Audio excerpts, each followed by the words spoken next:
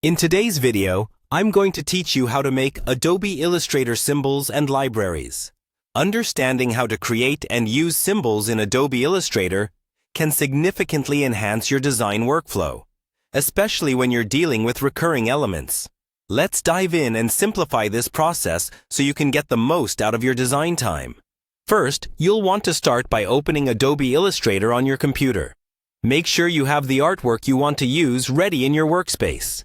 This artwork can be anything from a simple shape or icon to a more complex illustration. Once Illustrator is open and your artwork is ready, the next step is to select your artwork. You can do this by simply clicking on it with the selection tool, which looks like a black arrow in your toolbar. Pay attention to the bounding box that appears around your selected item. This indicates that your artwork is ready for the next steps. Now, direct your attention to the top of your screen and click on the Window menu. This is your gateway to a variety of panels that Illustrator offers.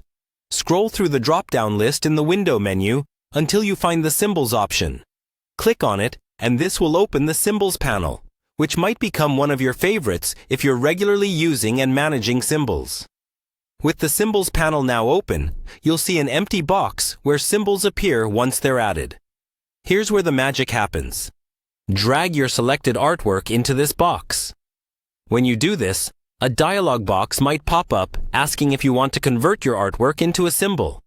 You can name your symbol at this stage, choose the symbol type, either a movie clip or graphic, and set export types if necessary. Once confirmed, your artwork is now officially a symbol in your library. Symbols are incredibly handy, especially if you need to use the same artwork multiple times across a project. They allow for uniformity and efficiency, because once you edit your symbol, all instances of that symbol update automatically. This saves a lot of time and effort compared to doing it manually for each instance.